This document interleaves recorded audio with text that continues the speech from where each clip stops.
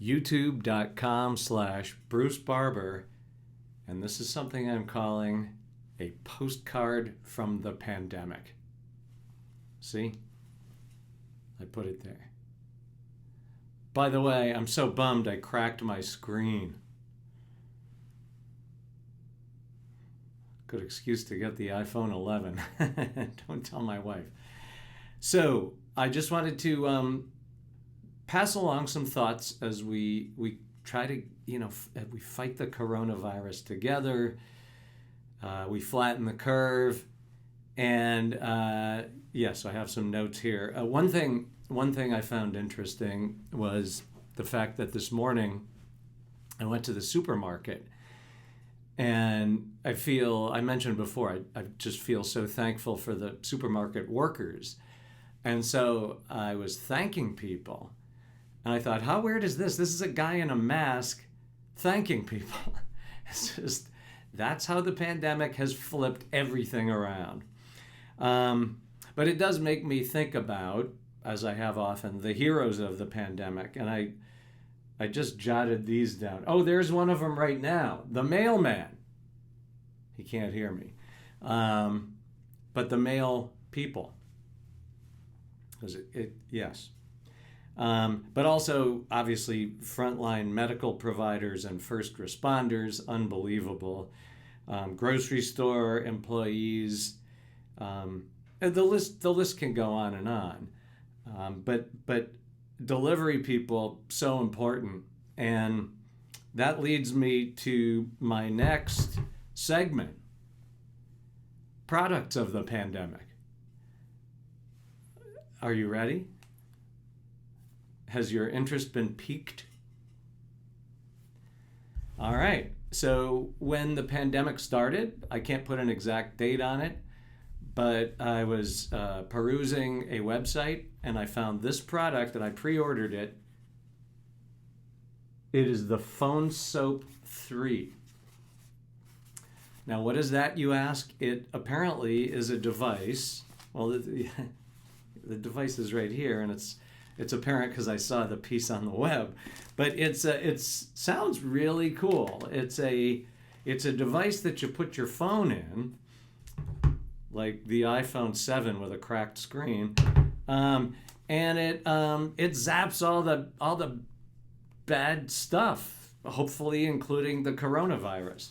And I was thinking about this even before the pandemic. When I would be out at like a bar, such as Christopher Martin's or New West, or one of the many wonderful places. Oops, I just dropped this. That I like to frequent with my friends. Anyways, I just noticed when I would put my phone on the bar, these places are clean, but there's only so much gack you can get off. And so I was always thinking that it would be, that I needed to have a more sanitary phone. And I think now, in the coronavirus pandemic, it's obvious that we all need, to be as sanitary as possible to flatten the curve. So this obviously comes with a charger cable. And that was in this. And then there it is, the Phonesoap3. And let's open it up. Now, I got the stylish white one because I'm thinking about if someday I got the iPhone 11, I might get the white iPhone 11. Oh, now that's cool looking. Look at this. Very elegant. There we go. There's the bottom. And you just keep this. I see there's a little tab, so I'm going to take that off. I'm very fussy about keeping everything with the box. So you see, I even put the little piece of tape in there. And so let's open it up. Oh, cool. It says, let's get started, which I will do at a later date and get back to you. But then, oh, look at cool. It's like a tanning bed for your phone. So I guess the deal is you put your phone in there. Look at that. Fits perfectly. You close that up. Connect the power, I would assume. And I think it said it was like 6 minutes or something, and it would clean your phone right up. So, just another way for me to be I was telling somebody today, I was a germaphobe before it was in vogue, um, or a matter of necessity. But the only reason I had Purell was because I had this before the pandemic started, and I had other containers as well. So yeah, I'm sure it's going to make me just rest more easily, and I'll let you know what I think. I don't know how I'd know. I don't know. Maybe I can find somebody in a lab to test before and after. But yeah, and so I believe I can charge it in there, just put it in there for a while at night or whatever, and let it get a nice tan. I also wanted to make a couple of other observations and share some thoughts with you. Number one, what do you think? I've cut my own hair twice. My wife had purchased some like Norelco clippers, like a set with the different length attachments. And so, it had come up like when the pandemic started, that was when I was due for a haircut. So I was starting to, my hair doesn't get real long, but it was getting a little shaggy. So I was like, what am I going to do? I watched a bunch of YouTube videos, and I did this myself. I think it's not bad. I haven't really looked at the back. I'll show it to you. Don't say anything if it's bad. How'd that turn out? Is it even? I hope so. That's the hard part. You've got to hold you've got the thing and you're holding a mirror back here. But my barber, Tony at Y Haircutters, he actually stopped working fairly quickly because even though you can't tell, he's a young looking man. I mean, he's getting into the age group that you would be concerned about. So his nephew Bernard said, Tony, go home. And soon after that, Bernard had to close the shop. So, I can't wait till they come back. We get the economy reopened, mainly for Y haircutting. And I don't have to do this. But in the meantime, and I find it interesting, my last name is Barber, so this should come naturally to me. But I think it looks pretty good. And then a couple other things. Number one, I had a really interesting Smith and Barber moment last night. So I don't know, yesterday, I've mentioned before, I'm an anxiety sufferer. So I was just feeling tense yesterday. And yesterday was the day with the high winds. It's raining. You don't know if power's going out. And I just kind of wasn't having a good day. But then happy hour came around and I was enjoying a nice, responsible beverage. Although with the pandemic, I'm not, not that I ever drink and drive. So I'm not Ubering as much because I drink at home and it's nice and safe and I strive for moderation, mostly successfully. But anyways, I had a Smith and Barber moment. So I was just listening to music on my phone and I had it on shuffle, and somebody had sent me a digitized couple of hours of a show from 1995.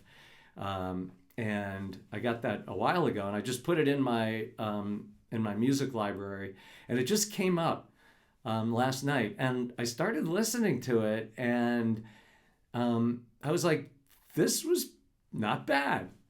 And and it got me thinking. It was when the show ended. There was some ill will. There was, and I think Brian and I both were equally responsible for maybe not communicating so well. It happens in relationships. And, so towards the end, there was some ill will, and the show ended abruptly.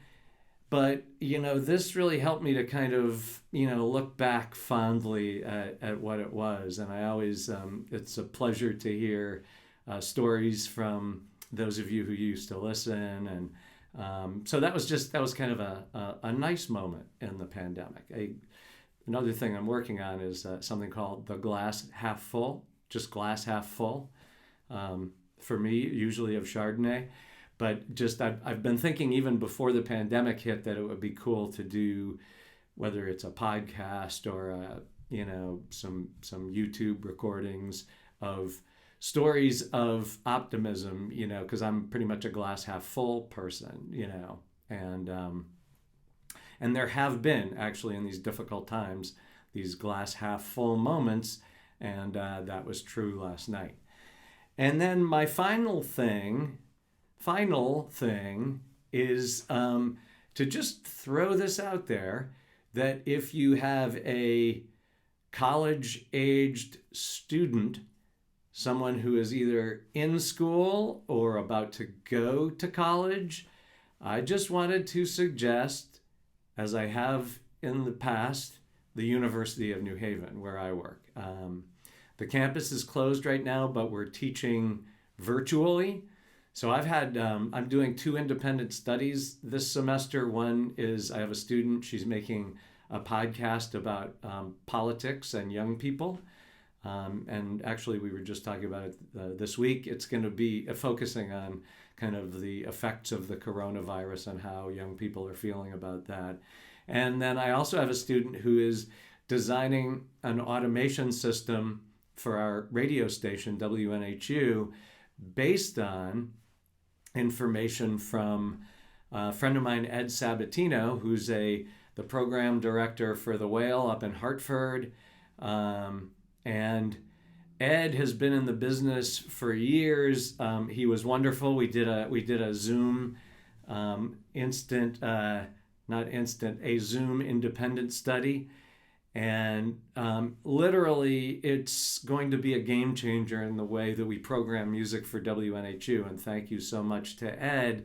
But my student, Nico Zachman, got so much out of it too. So anyways, it just got me thinking that, in these uncertain times, being a university right here in New Haven, and of course we serve the surrounding communities, and we've got students from all over, and the faculty's doing an amazing job teaching virtually. But if you've got a decision to make about if you want to be closer to home based on the uncertainty of what the coronavirus has basically has foisted upon us, or if you were looking maybe further away but you hadn't considered something closer,